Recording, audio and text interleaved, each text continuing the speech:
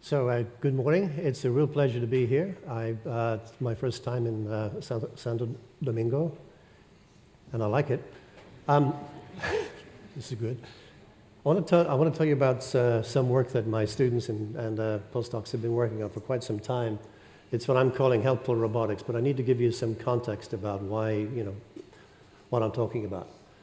What got me interested in this problem is illustrated here. This is an illustration of the demographics of population in the United States. And what I want you to see is that there's good news and there's bad news. The good news is that we're tending to live a lot longer. There are a lot more older people in the US population, and this is the same thing is happening throughout South America, Europe, Asia.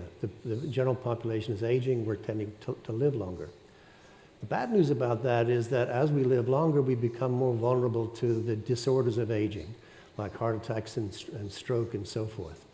And it turns out, for example, that the probability that you'll have a stroke, it doubles for every decade you live beyond age 55, which means that people in my age group are at risk. Well, there's also good news and bad news in that story, because thanks to advances in medical care, the likelihood of surviving a stroke is increasing. So a lot more people are actually weathering the brain attack and living through it. The bad news story of that is that, well, that means that there are a lot more people who need to recover after the stroke.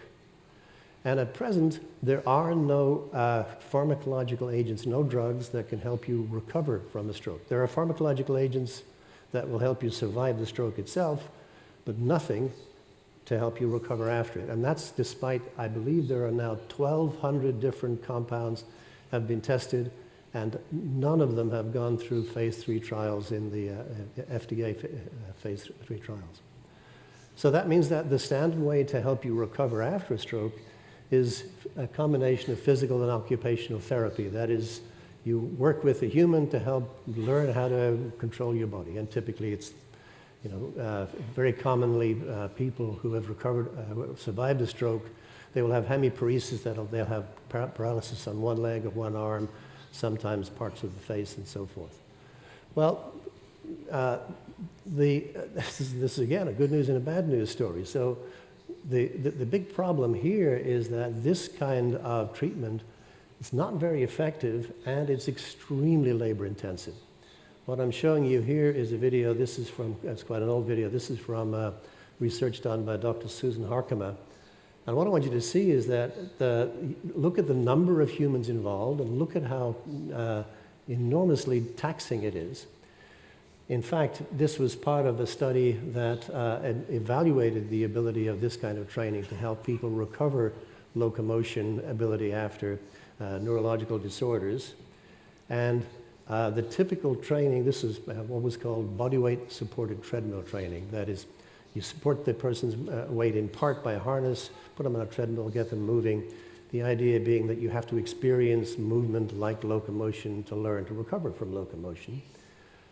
Unfortunately, it turned out that this kind of therapy really wasn't all that effective. So what's the solution here? So we have a major problem which is growing. That is, we have more people who are recovering after a stroke. We don't have enough physical and occupational therapists or physiatrists to help them all recover. The process is labor intensive. Turns out it's also expensive. One solution to look into is, can we use robots to help with the process? And in effect, robots allow you to, they allow you to become a tool to help people recover. And so that's the sort of work that my colleagues and I have been involved in. And these products I'm showing you up here are different versions of robotic technology designed to help people recover the use of the upper limb. Now, I should point out that these are quite limited in their capability. They're only looking at, for example, the ability to reach, the ability to use your wrist, and the ability to use your hand. So they're exclusively for the upper extremity. And there's a lot more to be done. But the important thing about them is that we know how to make them, and we know how to make them work. And let me show you. So these are, if they work, should be a series of videos. We designed these machines to be used in a clinical environment, and in a certain sense, they're really dumb and simple. You know, basically all we're doing is we're asking a human to move this little dot on a screen to a point that they're supposed to move to. But remember that the human may have an inability to move in that direction. So if the human can't make the movement, the robot will help them. It goes along and helps them make that motion. We've designed devices for both reaching in a plane. We've also got a device, I don't know if you can see it, but the wrist is being moved and there's a visual display. You've got to sort of play a kind of a very simple video game using the limb that's been affected. And again, the robot assists where it needs to. We have devices for the, I see these videos are running in a way that I have no control over. So we've developed units that will treat reaching in the plane. We have developed units that will treat wrist rotation and wrist, all degrees of freedom of wrist rotation, finger movement as well. Turns out that the fingers are very important and very difficult. Most people who recover after a stroke, they will commonly, you'll see them with this kind of posture. That is, they tend to have a flexion contraction. So you'll often see them with this sort of posture. The real difficulty is opening the hand. They can actually close reasonably well, but opening is hard. That's where the machine helps with it. So where are we at this point? Well, these technologies have been tested, and I think I will get to my next slide eventually. There we go. All right. Let me run through those again.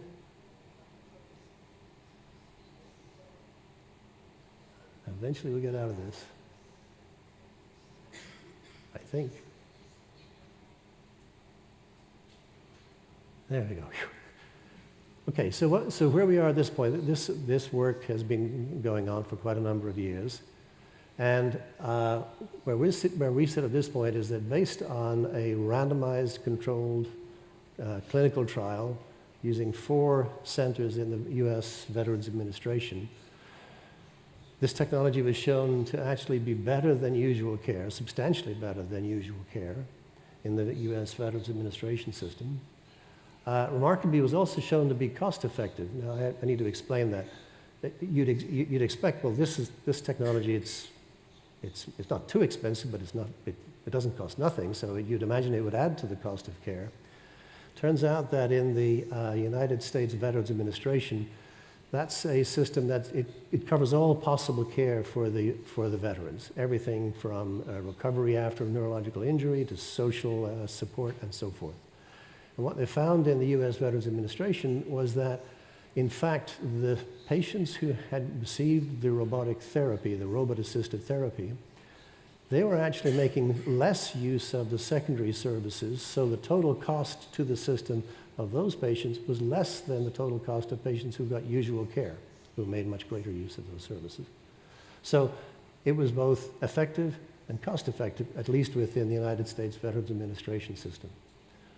What it really, I think the thing to keep in mind here is that this is not a machine to replace the therapist. In the first place, we can't do that. We don't know how to do that.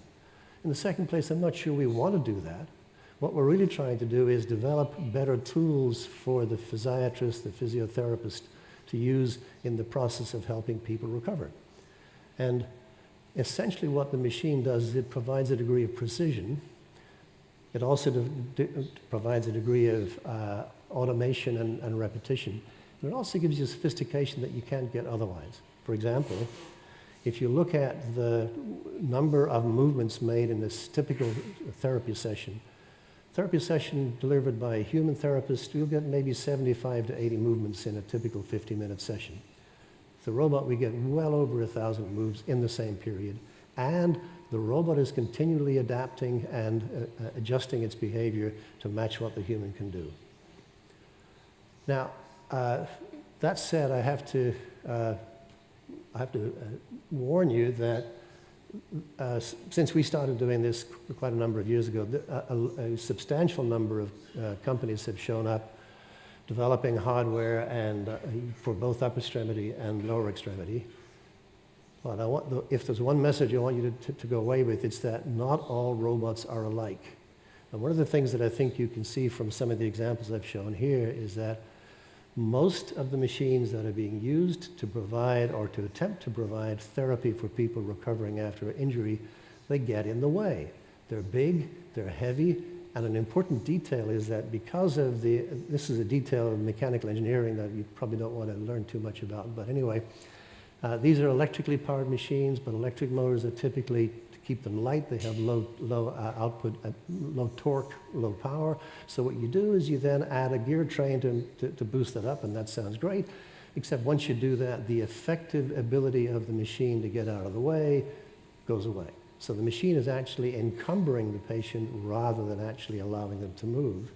And I think that's a major mistake. And I think you can see from some of these that when you see a machine that dwarfs the size of the person that it's working with, you have to ask yourself some questions. So there are key features of the robots that we have designed, and we learned about this over many years of working with people in the clinic. And there are these 4 features, if everything works well. How am I doing here? Can I get there? There we go. Okay. 4 things that you need to have. The first one, of course, is fairly obvious, and that is the robot should be gentle. That is, you're dealing with people who have a neurological injury. Usually they're elderly, so they're frail, so you can't have the robot do things that will injure the patient. You also, and this is very important, the robot should be permissive. And by that what I mean is that in the process of recovery, the patient will begin to learn how to make movements, relearn how to make movements.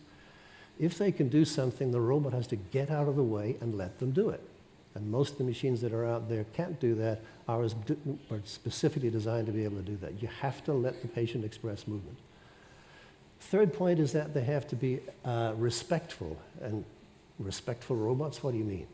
What I mean by that is that the robot programming has to know about and respect the features of human movement. So there are certain things humans are very good at, certain things humans are really bad at. For example, making slow, precise movements, we're terrible at that. Don't ask people to do that. Respect what they want, what they're able to do, and have the machine help them with that. And then the final comment, the final feature is that the robot should be adaptive. And this is very important because the way we've programmed our machines is to make sure that they keep the patient at what's called a challenge point. So you want to make sure that the robot helps them enough to have some success, but you don't want to help them so much that they're not participating. And in fact, what we've chosen to, for example, we make it so that based on measures of success that the robot knows about and the patient knows nothing about, we make sure that their success rate is around about 80% plus or minus 10%. The idea is you don't want the patient to get discouraged, you don't want them to fail too often, so you help them as much as possible to keep at a certain success rate. But you don't want them to get bored either. You need them to continually keep trying. And remaining at that challenge point, I think, is one of the key things that makes this technology work. So I see this flashing light here, which means I have limited time left. But I want to give you a sense of what I think might be possible in the future. And this is somewhat speculative, so please keep that in mind. So if we can make machines that are good at physically interacting with people and physically cooperating with people, and I believe we can, I think we've shown you at least some applications of that, then what could we do with them next? Well, of course, I'm interested in helping people recover after they've had a neurological injury, but maybe we should be thinking about not having the injury in the first place. And of course, as you probably all know, the most important thing you can do to stay healthy is keep moving. So exercise helps everything. It helps your bone strength, your cardiovascular fitness, your mental acuity. You've got to keep moving. But sometimes that's not so easy when you're getting older, but maybe we can use machines to help people stay moving and use this challenge point idea to keep them active, but not relying on the machine. And that's what I'm calling robotic rejuvenation. So imagine I could give you machines that would make it so that, you know, when I'm feeling stiff in the morning, well, the machine will help me get along. If I'm out walking and I start to get fatigued, well, the machine will help me keep at that. But it doesn't let me get lazy. So I think that that's one of the things that we can see coming in the future, at least that's what I hope. And thank you for your attention.